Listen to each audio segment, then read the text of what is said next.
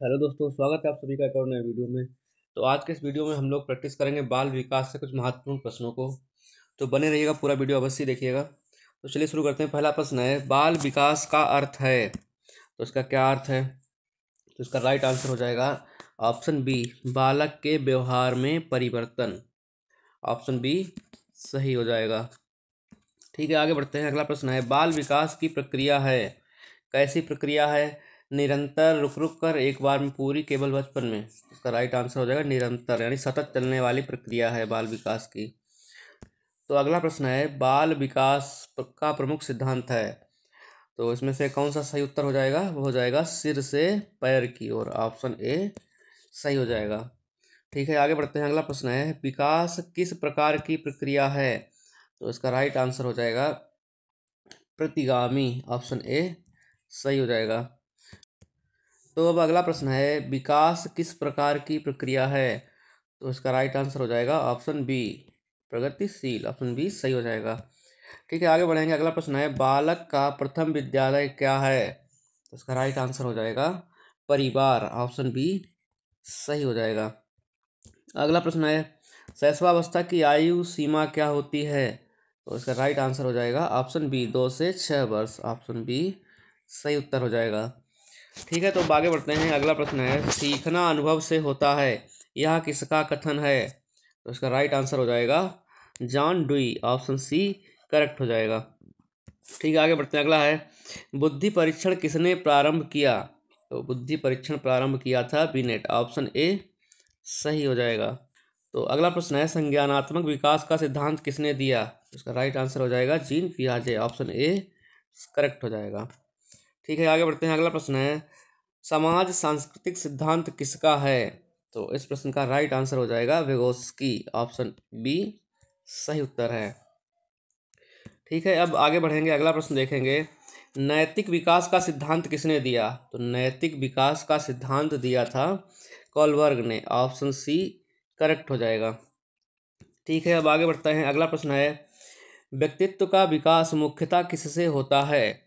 तो इसका right answer हो जाएगा दोनों, यानी आनुवंशिकता, पर्यावरण, इन दोनों से व्यक्तित्व का विकास होता है। ऑप्शन सी सही हो जाएगा। अगला प्रश्न है, बालक की पहली शिक्षा कहाँ से प्रारंभ होती है? तो बालक की पहली शिक्षा घर से ही प्रारंभ होती है। ऑप्शन बी सही हो जाएगा। ठीक है, अगला प्रश्न है, बुद्धि किसका मापक है? तो बुद्धि किसका मापक है? क्षमता का। ऑप्शन सी करेक्ट है। ठीक है, आगे बढ़ते हैं। अगला प्रश्न है, शिक्षा का अर्थ है। शिक्षा का क्या अर्थ है? ज्ञान का संचार, व्यवहार में परिवर्तन, विषय पढ़ाना, परीक्षा पास करना। तो इसका जो सही उत्तर हो जाएगा व्यवहार में परिवर्तन। ऑप्शन बी करेक्ट हो जाएगा। ठीक है, आगे बढ़ते हैं। अगला प्रश्न है, खेल खेल में सीखना किस सिद्धांत पर आधारित है? तो इसका जो सही उत्तर हो जाएगा रुचि आधारित अधिगम। ऑप्शन डी सही उत्तर है। ठीक है, आगे बढ़ते हैं। लर्निंग बाय डूइंग का अर्थ है। तो उसका क्या अर्थ हो जाएगा? करके सीखना। ऑप्शन सी करेक्ट हो जाएगा। ठीक है, रचनात्मकता का अर्थ है। क्या अर्थ है? तो इसका जो राइट आंसर है नया बनाना। ऑप्शन बी सही उत्तर हो जाएगा। ठीक है, अगला प्रश्न है, सबसे पहले बुद्धि परीक्षण किसने दिया? तो इसका राइट आंसर हो जाएगा बिनेट। ऑप्शन बी सही हो जाएगा। अगला प्रश्न है, विकास का आधार है। तो विकास का आधार क्या है? ऑप्शन सी, आनुवंशिकता और पर्यावरण दोनों का प्रभाव पड़ता है व्यक्तित्व पे, इसीलिए दोनों विकास के आधार हैं। ऑप्शन सी सही हो जाएगा। अगला प्रश्न है, बालक की अधिकतम सीखने की अवस्था होती है, यानी किस अवस्था में बालक ज़्यादा से ज़्यादा सीख सकता है? तो इसका राइट आंसर है बाल्यावस्था। ऑप्शन ए करेक्ट हो जाएगा। अब अगला प्रश्न है, सामाजिक विकास का अर्थ है। क्या इसका अर्थ है? समाज में समायोजन। ऑप्शन बी सही उत्तर हो जाएगा। अब अगला प्रश्न है, व्यक्तित्व का अर्थ है। क्या अर्थ है? व्यक्तित्व का अर्थ क्या होता है? तो इसका सही उत्तर है समग्र व्यक्ति। ऑप्शन सी सही हो जाएगा। अब अगला प्रश्न है, बालक जन्म से निष्क्रिय नहीं होता है, यह कथन किसका है? तो इसका राइट आंसर हो जाएगा John Dewey. Option C correct हो जाएगा। आगे बढ़ते हैं। अगला प्रश्न है, अधिगम का अर्थ है। अधिगम का क्या अर्थ है? तो इसका राइट आंसर हो जाएगा स्थायी परिवर्तन। अधिगम मतलब होता है सीखना, सीखने से व्यक्ति के व्यवहार में परिवर्तन आता है। अब अगला प्रश्न है, बालक समाज में रहकर सीखता है, यह विचार किसका है? तो इसका राइट आंसर हो जाएगा वेगोत्स्की का, ऑप्शन बी सही उत्तर हो जाएगा इसका। आगे बढ़ेंगे और अगला प्रश्न देखेंगे, बालक की जिज्ञासा को क्या करना चाहिए? बालक की जिज्ञासा को क्या करना चाहिए? तो इसका राइट आंसर प्रोत्साहन देना चाहिए, ऑप्शन सी करेक्ट हो जाएगा। रोकना नहीं चाहिए, दमन नहीं करना चाहिए और अनदेखा भी नहीं करना चाहिए। बालक की जिज्ञासा को प्रोत्साहन देना चाहिए। ठीक, आगे बढ़ते हैं। अगला प्रश्न है, बालक के विकास में शिक्षक की भूमिका है कैसी? निर्देशक की, सहयोगी की, नियंत्रक की, पर्यवेक्षक की? कैसी है? सहयोगी की है, ऑप्शन बी सही उत्तर हो जाएगा। आगे बढ़ते हैं। अगला प्रश्न है, बालक की रुचि का पता कैसे चलेगा? बालक को किस चीज़ में रुचि है या पता कैसे लगाएंगे? तो उसके व्यवहार से पता लगाएंगे, ऑप्शन ए करेक्ट हो जाएगा। तो अब अगला प्रश्न है, आईक्यू का पूरा रूप क्या है? तो इस प्रश्न का राइट आंसर हो जाएगा इंटेलिजेंस क्वोशंट, ऑप्शन सी सही उत्तर हो जाएगा। ठीक है, अब आगे बढ़ेंगे। अगला प्रश्न है, बालक का मानसिक विकास होता है कैसे होता है? धीरे धीरे, एकदम नहीं होता, केवल विद्यालय में? तो इस प्रश्न का क्या सही उत्तर हो जाएगा? धीरे धीरे होता है। बालक का मानसिक विकास स्लोली स्लोली होता है। ठीक है, आगे बढ़ते हैं। अगला प्रश्न है, प्रेरणा का अर्थ है? तो प्रेरणा का क्या अर्थ हो जाएगा? कार्य करने की इच्छा ही प्रेरणा कहलाती है, ऑप्शन ए करेक्ट हो जाएगा। अगला प्रश्न है, शिक्षक को चाहिए कि वह क्या करे? दंड दे, प्रेम से सिखाए, भय उत्पन्न करे, चुप रहे? तो इनमें से क्या उत्तर हो जाएगा? कि प्रेम से सिखाए, ऑप्शन बी सही उत्तर हो जाएगा। आगे बढ़ते हैं। अगला प्रश्न है, बालक विकास में सबसे महत्वपूर्ण कारक है? क्या कारक है? कि माता पिता, यानी सबसे पहले शिक्षक कौन होते हैं? बालक के माता पिता ही होते हैं, सबसे महत्वपूर्ण कारक यही है। अगला प्रश्न है, किशोरावस्था में प्रमुख परिवर्तन कौन से होते हैं? तो इसका राइट आंसर हो जाएगा उपर्युक्त सभी, शारीरिक, मानसिक, भावात्मक सभी परिवर्तन होते हैं, तो ऑप्शन डी करेक्ट हो जाएगा। अब अगला प्रश्न है, पियाजे के अनुसार संज्ञानात्मक विकास के चरण कितने हैं?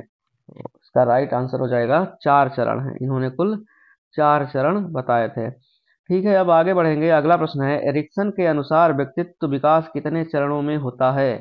तो इसका राइट आंसर हो जाएगा कुल 8 चरणों में, एरिक्सन के अनुसार। ठीक है, अब आगे बढ़ेंगे। अगला प्रश्न है, वेगोस्की के अनुसार शिक्षण का आधार है? तो शिक्षण का क्या आधार है? सामाजिक अंतःक्रिया, ऑप्शन ए करेक्ट हो जाएगा। ठीक है, आगे बढ़ते हैं। अगला प्रश्न है, सुदृढ़ीकरण सिद्धांत किसका है? तो इसका राइट आंसर हो जाएगा स्किनर का, ऑप्शन ए करेक्ट हो जाएगा। ठीक है, आगे बढ़ते हैं। अगला प्रश्न है, प्रयत्न और भूल सिद्धांत, ट्रायल एंड एरर सिद्धांत किसने दिया था? तो इसका राइट आंसर हो जाएगा थॉर्नडाइक, ऑप्शन बी सही हो जाएगा। ठीक है, आगे बढ़ते हैं। अगला प्रश्न है, बालक को गलत उत्तर देने पर शिक्षक को क्या करना चाहिए?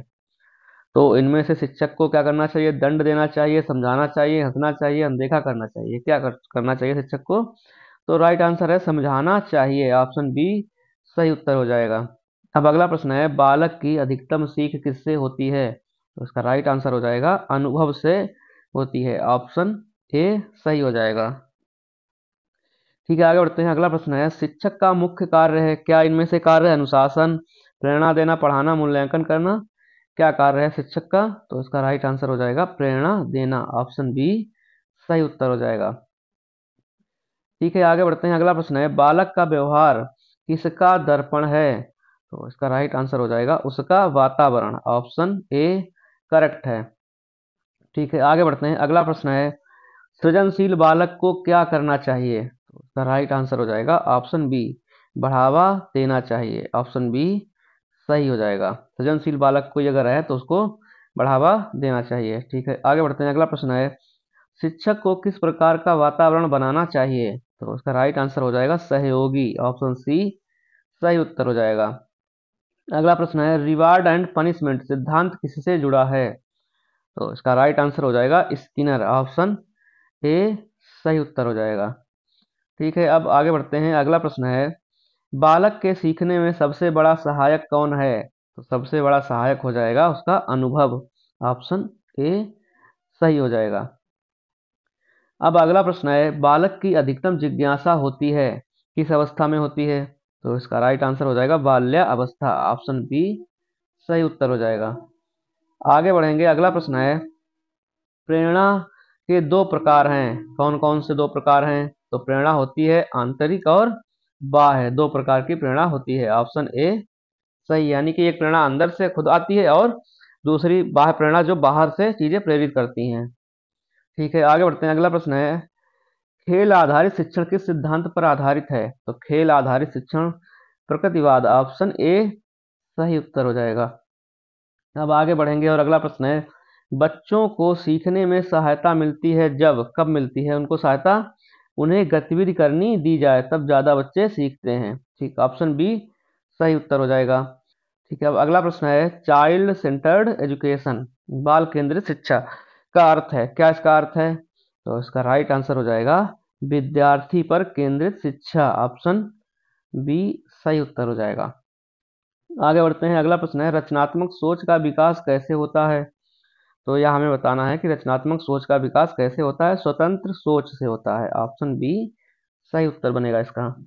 आगे बढ़ेंगे और अगला प्रश्न देखेंगे बालक की सीखने की गति कैसी होती है? समान होती है, भिन्न होती है, सभी में धीमे होती है, सभी की धीमे होती है, सभी की तेज होती है?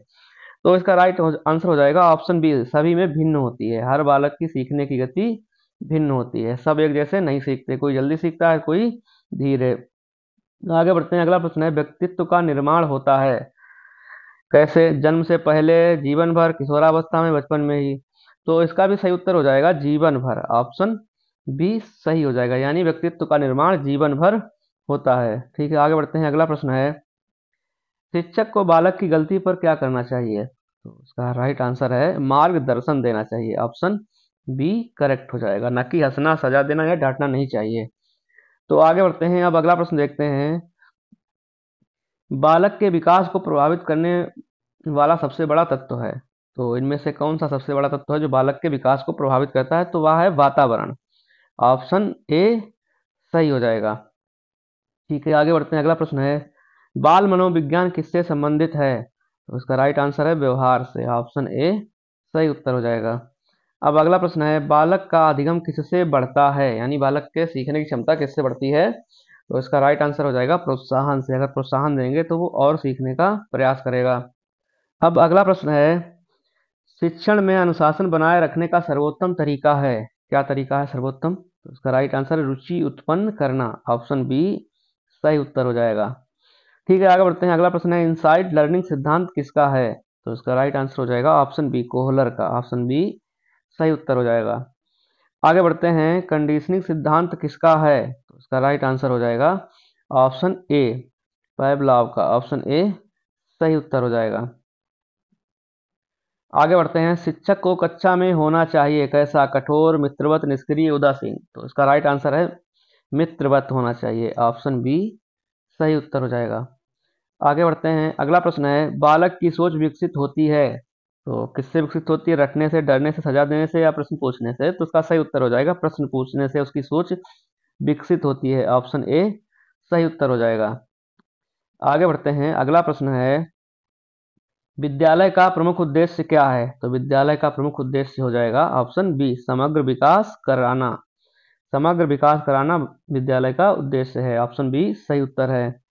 आगे बढ़ते हैं और अगला प्रश्न है बालक का विकास किस क्रम में होता है? तो बालक का विकास किस क्रम में होता है? तो इसका राइट आंसर हो जाएगा सरल से जटिल की ओर, ऑप्शन ए सही उत्तर है इसका।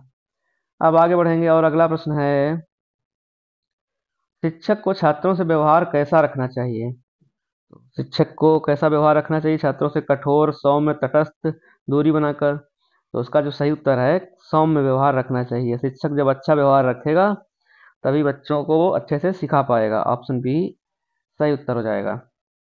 अब अगला प्रश्न है समायोजन का अर्थ है, तो समायोजन का क्या अर्थ होता है? तो इसका राइट आंसर हो जाएगा तालमेल, ऑप्शन बी सही उत्तर है।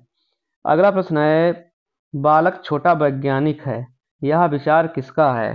तो इसका राइट आंसर हो जाएगा पियाजे, ऑप्शन ए सही उत्तर हो जाएगा। ठीक है, तो यह कुल प्रश्न थे, तो आप लोग कमेंट कीजिए कि आप लोगों ने कितने सही किए।